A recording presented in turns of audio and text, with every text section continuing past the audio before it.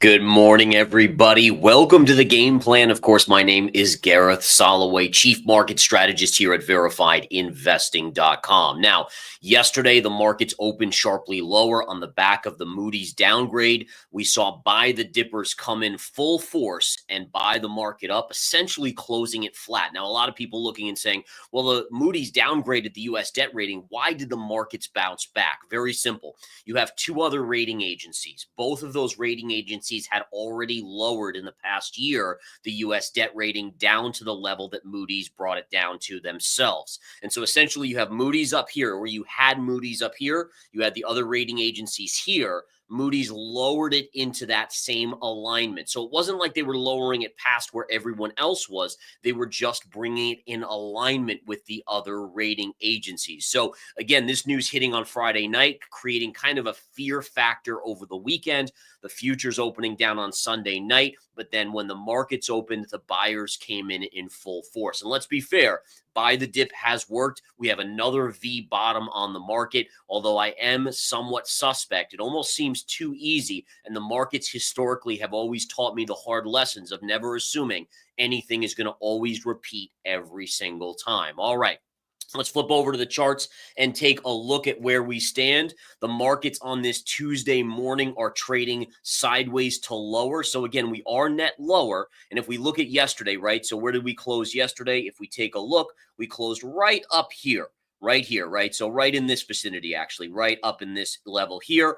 And you can see that, again, we are slightly lower on the S&P. Not a big drop, just a small drop. Now, some of the worry is coming on the back of comments from JP Morgan Chase's CEO, Jamie Dimon. They had their investor day. JP Morgan had its investor day yesterday.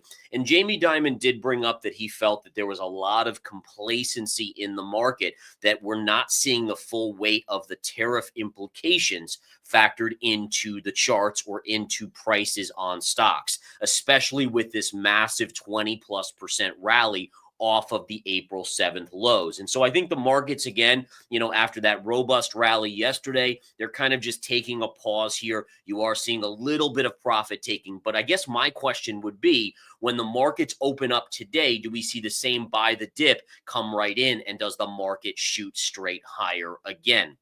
Now, flipping over, before I flip over to the daily chart, see this zone right here?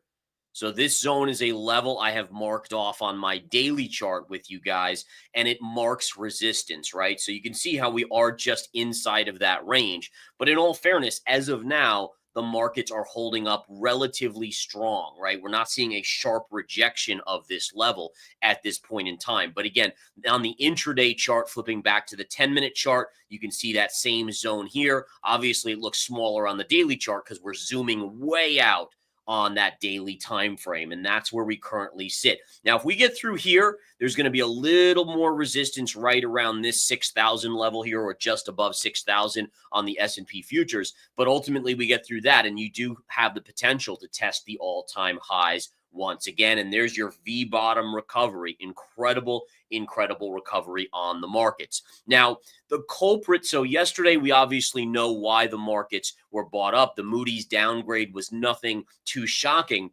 But I do think it's interesting to point this out. If we take a look at the 10-year yield, when I did my game plan yesterday, we talked about how the 10-year yield was trading pretty sharply higher here at around 4.56%. Well, throughout the day, basically from the market open, yields fell to the downside. As yields fell to the downside, what did the market do? It rallied to the upside. So remember this as an educational piece. In this period of market action, we continue to see when yields pull back, the market rallies higher. Okay, so yesterday yields were up here going into the open, and we were down sharply on the markets. As we faded, as we saw the markets as the yields pulled back, the markets rallied to the upside. Now today, markets are slightly lower, but look, yields are up a little bit. So really, again, to not simplify it too much, but just keeping it kind of for your understanding and even for my understanding, it's really right now a market that as money gets cheaper to borrow, so yields are coming down, interest rates are coming down, the markets go up. Right? Because it's easier to borrow money, and then you can use leverage, you can use margin, and you see more buying of stocks. If yields push higher, then chances are we'll see markets come in just a little bit. Now, based on the 10-year chart, if we flip back to the 10-year, I still have an upside projected target on the 10-year yield to about 4.74%, which is this downsloping trend line. All right. Now, once we get there, we probably get rejected. But again, in the short term, I still would not be surprised to see yields moving to the upside. And we are up just a little bit today. Now, listen, in all fairness, could we do a retrace to the scene of the crime here before going up? That's always a possibility. If you look at this breakout here, we never saw a retrace. Here we broke out and we retraced, and then we made our bigger move up. There's a tendency for markets in technical analysis to want to recheck back to home base, and essentially the breakout level or the support level is that home base. And so again, it doesn't always happen, but it's just something that every time I'm in a trade, I always am looking at that retrace level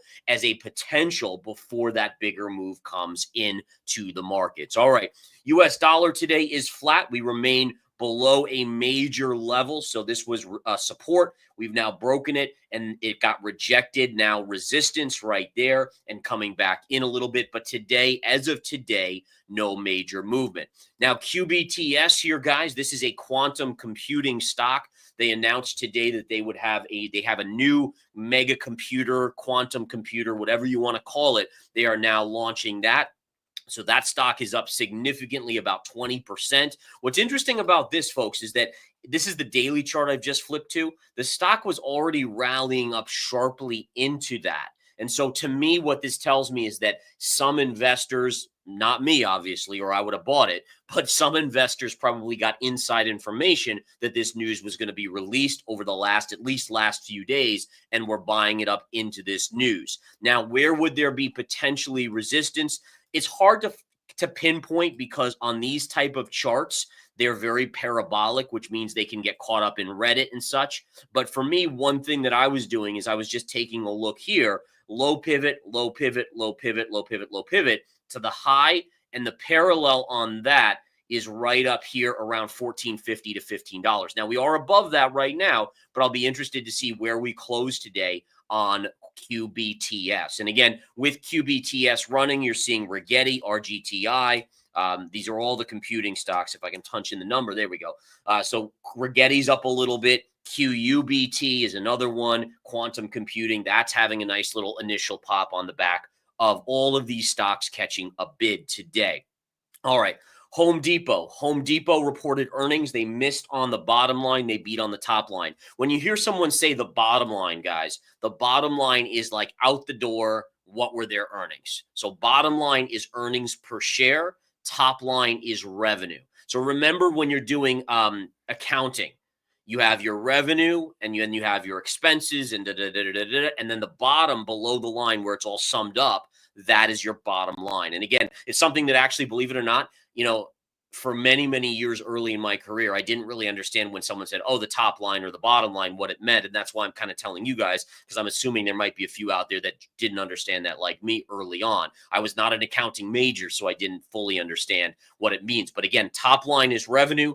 Bottom line is earnings per share. So when you hear they missed on the bottom line, it means their earnings missed, but their revenue on the top line beat.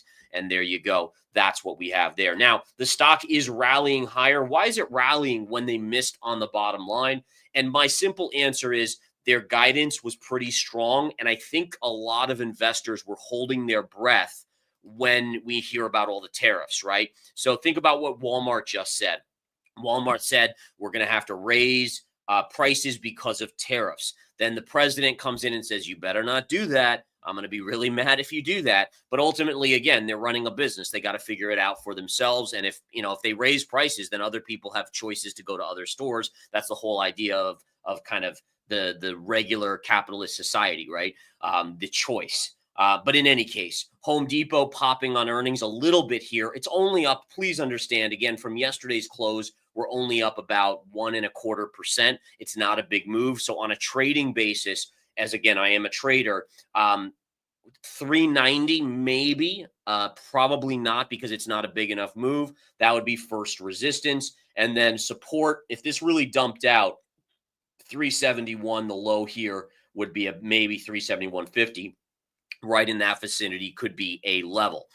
Gold today, let's talk some gold action. Gold is inching higher. The technical support that I gave, even when we were over here, I said, guys, this is your most likely target. We came in beautifully, and we've now stabilized. Now, as I said to you guys yesterday, what are we forming? Are we forming a reversal back up, or are we forming a bear flag? We don't know yet, but the pattern, again, is staying sideways, which could denote the beginnings of a small, immature bearish pattern. But again, I'm going to reserve judgment until the pattern is mature. And this is really important, folks.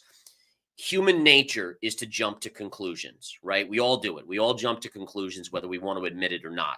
In trading and technical analysis, it's very important to understand that everything has a probability attached to it. And so when you have an immature pattern, the prospective failure of that is going to be higher. And so you can't be like, oh, it's a bear flag, let me go short gold, when the failure rate is significantly higher because it's an immature pattern. So even though, we all want to jump to conclusions and we want to say, oh, this is going to happen or this is going to happen, it actually can do you a disservice. Wait for the pattern to form. Worst case, you miss the trade. I've missed so many trades in my career that I can't even count them. I've forgotten them because there's so many of them. It's not about what you catch or what you miss. It's about what you catch. And again, the high percentage, the fully formed, that's what you want to do. You want to basically knock it out 75, 80% win rate. And I notice I really don't go higher than that in terms of what I say, because it's almost impossible. I mean, you can have streaks. I have streaks where I hit 90, 95% for a period of time. And then generally I'll take a few losses and it'll knock my win rate down. But the idea is when you wait and you're disciplined and you're focused and you understand probability, you really can get a win rate higher than pretty much any hedge fund. I mean, really, hedge funds can obviously bully the market. But, even then, many of them don't win more than 75% of the time. Pretty remarkable. All right, back to the charts we go here. Let's take a look at Palladium. I'm bringing you Palladium today. Why? Because you have a breakout. Take a look at Palladium. This has been one of my highlights to you guys for quite some time. I don't mention it every game plan because, needless to say, it's not something that we need to talk about when it's not doing anything. But look at this breakout. This is potentially going to confirm today the breakout. Here's your close above. Look, pivot high to pivot high. Here we tried to get through it 4 times in a row. It never closed above and it got rejected. Here you closed above. Okay, that's good. Now it looks like if it holds the gains today, it will confirm a breakout there. You could even make a case, maybe a sloppy inverse head and shoulders here. It's a little sloppy for my liking, but I understand some of you guys might be looking at the chart and seeing that. But really, this is a big potential move. And really, first stopping point would be just over about 1,030 and then potentially 1,200. I still think this can go as high as 1,200 playing catch up to gold. And again, I've talked about, Palladium as being so much rarer than gold. Granted, it's an industrial metal generally, but it's about 20 to 30 times rarer than gold. And so in my head, I say, if fiat currencies continue to be printed to oblivion, which apparently it looks like we will. And even folks, regardless of what you think about whatever, but the tax bill that they're working on right now, it's not looking like it's going to cut spending. In fact, it looks like it'll add to the deficit potentially as well. So again, I've always said to you, doesn't matter who's in the White House, what party controls, they have a tendency to not want to cut spending because any spending cuts attack one politician, right? So you have the politician from this state or this state. It's going to hamper that. So that politician's not going to go for it. And then if it's multiple states, then you have multiple, it's really like everyone wants their pet project, no matter what side of the aisle they are. And they're very reluctant to cut spending and be the one to take the hit, right? They want to be reelected. It's one of the problems with our system is the elections every X amount of years. Better to have term limits, get something done. Listen, I'm neither here nor there, but the point being is that the tax bill right now, this big, beautiful bill, it does not look like it's going to live up to what many of us had hoped, which was going to be significant spending cuts that could actually keep, maybe cause near-term pain, but then ultimately fix the system on a longer-term basis, which is really what it's all about, right? I mean, listen, there's many big, great societies like ancient Rome and many others that rose and fell. And that's, I think, one of my concerns, at least, is that, greed and kind of carelessness on these type of things, I think leads to the end of great societies. All right. In any case, Palladium is breaking out. Silver, you guys know I went long silver the other day, basically flat to positive on it. I still like this pattern. If Palladium goes, if platinum goes, then most likely we'll have silver going. We need a breakout of this trend line here, and then it can be off to the races. Bitcoin. Bitcoin, remember yesterday it had been rejected. Now notice this. This is really important on Bitcoin, guys. So yesterday when the stock market was at its lows, Bitcoin was at its lows. The stock market rallied yesterday, closing flat. And what did we see Bitcoin? Basically rally and close back above this line. Now, remember, this was your line that I said yesterday. The bull flag breakout would still be in play as long as you have a daily close above this line. Yesterday, we did close above the line.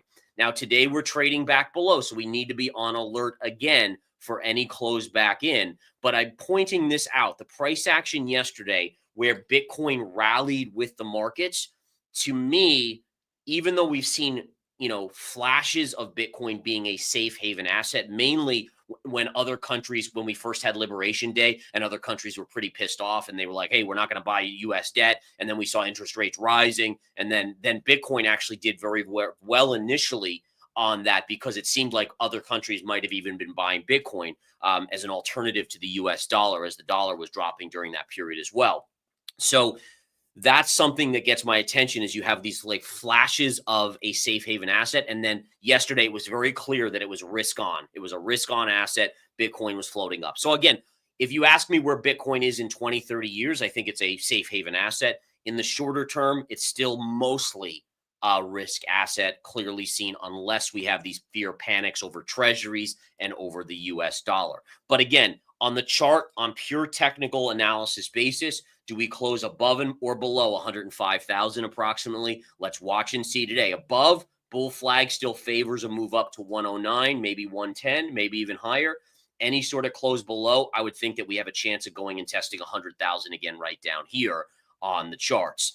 Quickly going to the chart of, let's do oil real quick here.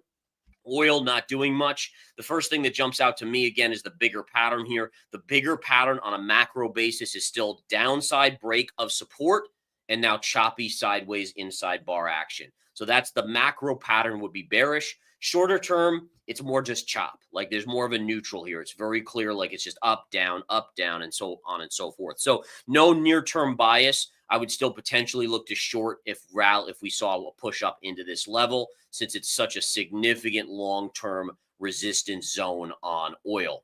Lastly, natural gas, which got pummeled yesterday and has been pummeled for a week straight. Take a look at this, guys. It is bouncing today. For those of you that know your time counts from the Winning Trader series and how powerful they are, 1, 2, 3, 4, 5, 6, and what happens on the 7th, you get the bounce right there. Now, again, would this be a buy on natural gas? The answer is no. If we go flag and then we drop here, I may be looking at a long down in this range. Same thing here. If we rally all the way back up to this trend line here, there may be a short at that level. But right now, you're kind of in no man's land. You're not into resistance. You're not into support.